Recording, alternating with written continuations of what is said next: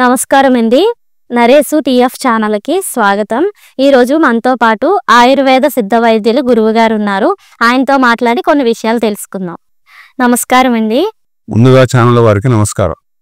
నేను ఈరోజు ఈ ఛానల్ ముందుకు రావడానికి కారణం తమిళ సాంప్రదాయమైనటువంటి సిద్ధ వైద్యాన్ని తెలియజేయడానికి కొరకు ఈ ఛానల్ వారి కోసం నేను రావడం జరిగింది. కామము అంటే కామసూత్రం ప్రకారం దీనిని తెలియచేయండి.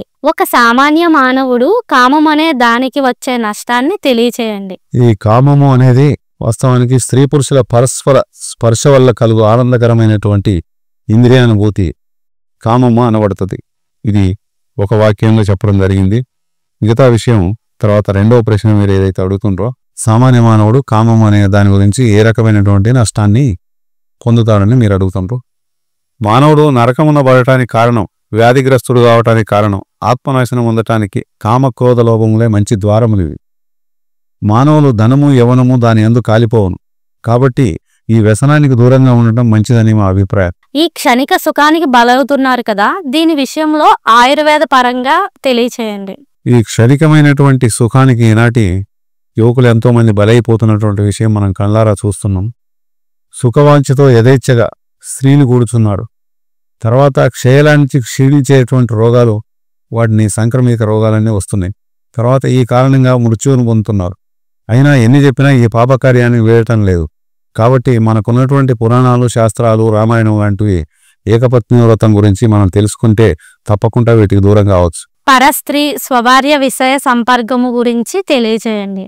పరస్త్రీ గురించి మనం గతంలో కొన్నిసార్లు ఈ సందర్భాలు కూడా వచ్చినాయి. అయినా మళ్ళీ కామం అనేది అన్ని విధాలా విడవదగిందే.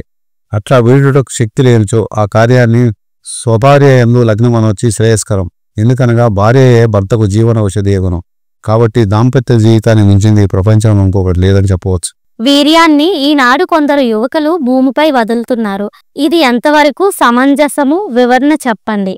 అదే స్వప్నస్ఖలనం అంటారు కదా, దాని గురించి వివరించండి. ఇక్కడ మీరు అడిగినటువంటి ప్రశ్న ఏదైతే ఉందో వీర్యం పతనం గురించి విషయం ఇది. వీర్యాన్ని వాస్తవంగా ఈనాటి యువకులు హస్తప్రయోగాలతో వీర్యాన్ని భూమిపై వదులుతుండ్రు. కొందరు ఈ సంభోగంలో ప్లాస్టిక్ సంబంధించినటువంటి వస్తువులతో వాటిలో పడిపోయేటట్టు చేసి తర్వాత ఆ వీర్యాన్ని చెత్తబూటలో వేస్తున్నారు. అత్యంత నీచమైనటువంటి పని. వీర్యాన్ని స్త్రీ యోనిలో తప్ప బయట పడకూడదు. ఇది ఈనాడు యువకులు గ్రహించాలి. ఈ విధంగా చేయనిచో వారిలో బలహీనమైపోతారు. యుక్త వయస్సు రాగానే వివాహం చేసుకోవాలి. సెల్ ఫోన్లో వచ్చే చిత్రాలను చూడకూడదు. దేహంలో ఈ బిందువు ఉన్నంత వరకు అత్యంత విలువైనది. కాబట్టి వీర్యం అనేది దాని విలువ అత్యంత గొప్పది. అనేక రకాలుగా కాపాడుతుంది. మనిషి చేసేటువంటి ప్రతి పనిలో కూడా అతనికి సిద్ధిస్తుంది. కాబట్టి వీర్యాన్ని ఎవరైతే పతనం చేసుకుంటారో వాళ్ళు తప్పక అన్ని రకాలుగా క్షీణించిపోతారు. ఈ విషయంలో భగవంతుని ఏ విధంగా ప్రార్థించాలి? దీన్ని కాపాడుకోవడానికి ఏ విధంగా ప్రార్థించాలి అని మీ ఉద్దేశం. హే భగవాన్, బ్రాహ్మణులకు ధనమును, స్వపత్ని యందు యవ్వనమును, స్వామి కార్యముందు ప్రాణత్యాగము చేయి బుద్ధిని నాకు ప్రసాదించు అని ప్రార్థించాలి భగవంతుని. తర్వాత ధ్యానము ఇటువంటి విషయాల్లో కూడా మనం పాల్గొంటే తప్పకుండా వీర్యాన్ని కాపాడుకునే అవకాశాలు ఉంటాయి. విషయవాసన వల్ల మానవునికి తృప్తిని ఇయ్యగలవా? వివరణ ఇవ్వండి. విషయవాసన వల్ల మానవునికి తృప్తిని ఇయ్యగలవా అనేది మీ ప్రశ్న. అయితే అనేక విధమైనటువంటి సంగీత వాయిద్యాలను విన్నను చెవికి సంతృప్తి కలగదు. పలు రకమైన సుందర దృశ్యములను, రూపమును చూసినను కన్నులకు తృప్తి కలగదు. అనేక పరిమళమైనటువంటి ఆగ్రహించిన ముక్కుకు ఆప్యాయత కలగదు. అంటే ఎన్నో రకాల సువాసనలు చూస్తాం, చివరికి అది ఒకటిదే. రకరకాల రుచులు గదుల భోజన పదార్థాలను తినడం నాలుకకు తృప్తి సమకూరదు. ఇంకా ఏదో ఉందని ఆశపడుతుంటాడు. అనగా విషయవాసనలు ఎంత సేవించినను తృప్తిని ఇయ్యజాలవు. కాబట్టి వీటి విషయంలో సాధనతో దీన్ని మనం అరికట్టుకోవాలని ఉద్దేశం. ఆశ, కామము, విషయాశక్తి గురించి ప్రేక్షకులకు చివరగా ఉదాహరణ ఇవ్వండి.